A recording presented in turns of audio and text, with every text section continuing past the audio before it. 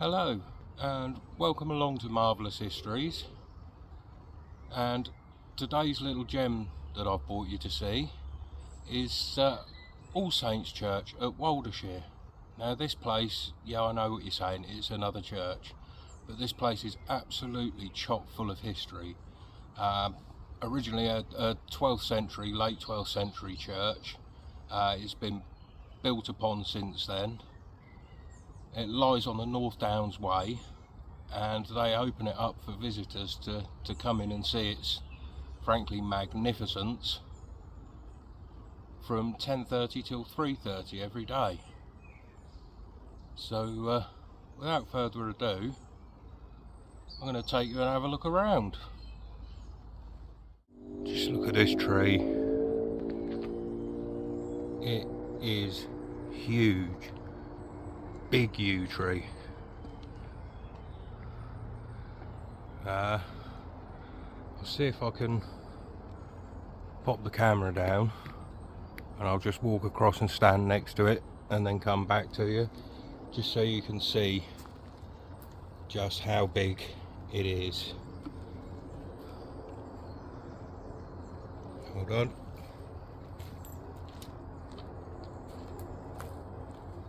Look at that. Massive. That stood there for some years, hasn't it? Beautiful. And there's a equally big tree next to it, just here, that's come down in a storm at some point.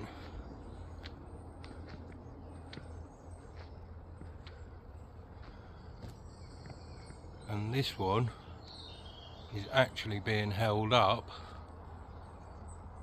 by that one. Isn't nature wonderful? So ordinarily I wouldn't film gravestones, but these two are quite important to the history of the place. So this first one is a chest tomb. Just show you, big old chest tomb, and it is for Mr. William Hull. He died in 1756 and he was the head gardener here for 25 years. So these two graves are actually grade 2 listed, and next to it, just this one here, is Mrs. Elizabeth Harmon. She died in 1772 and she had been housekeeper here for 40 years. So this grave is quite important as well. I'm going to hold you here for as long as possible so you can read it. It's for Arthur William Moore. He was accidentally killed at Tilmanston Colliery on the 31st of December 1936, aged 14 years old. And he's buried here with his mother and father. Very sad, but very much a part of local history. So we're inside the church now, and this is where the real magic happens. Now, the church itself was deemed redundant in 1980 and was vested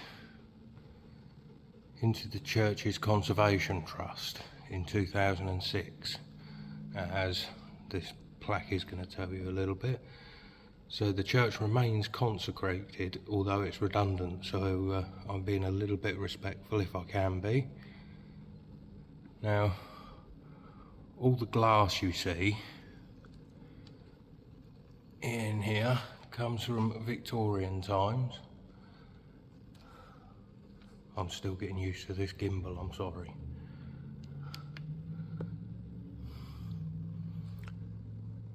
And it is an absolutely stunning building. So yeah, the main part of the church here that you're seeing, although it still stands in its Norman form, was actually,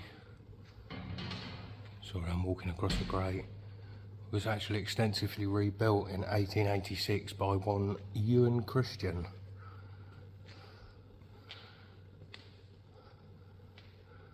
And there were some further renovations made later on. Look at these windows, they are beautiful. I'll get some better photos of them and overlay some photos for you. But it is absolutely stunning in here.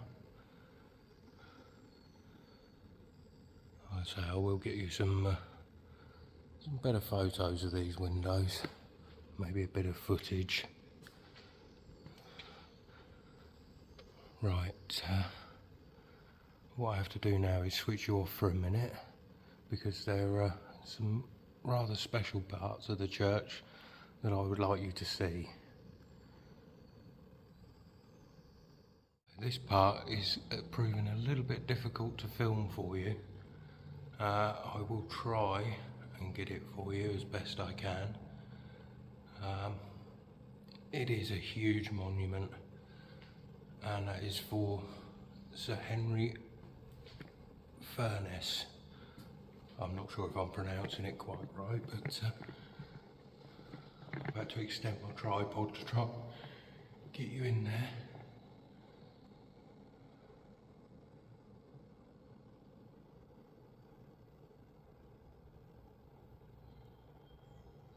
And it is a magnificent monument.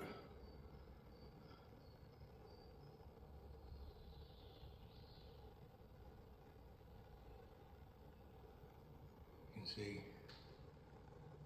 figurines to the sides. Look at that, the workmanship that's gone into that. It's magnificent. And a matching one to this side. But it's very difficult to show you up top, so I'm going to have to try and use the oh sorry, wrong way, trying again. This thing is huge, but beautiful. Look at that, absolutely amazing. Try and bring you back again.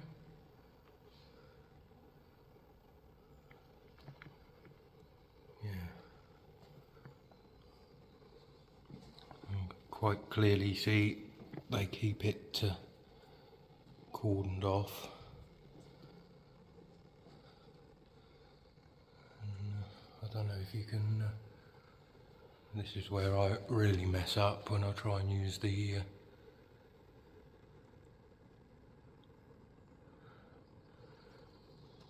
no, I'm not going to be able to. I'll get some photos. There's actually a knight's helmet and gauntlets sat up the top there. Right, I'll take you across to the other chapel. So this chapel was added in 1712.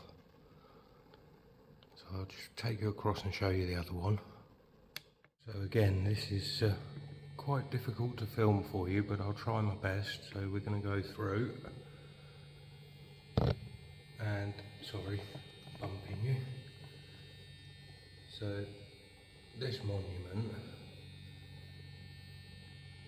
is the Bertie family, and the full-size marble statues, I'm going to try and get you up there so you can see a bit better. The full-size marble statues you see there are actually the husband and wife holding hands.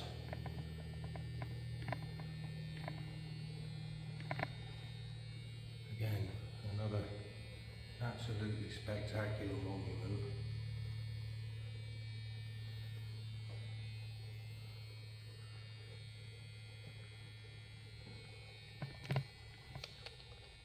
The oval plaque, so I'll try again to get you in there, is actually a monument to the Monis family. So, as I said before, we've got quite a lot of history packed into this building. And again, we are cordoned off, although this side, as I just found out because it made me jump out of my skin, has a PIR sensor with a light. So just be warned if you come in.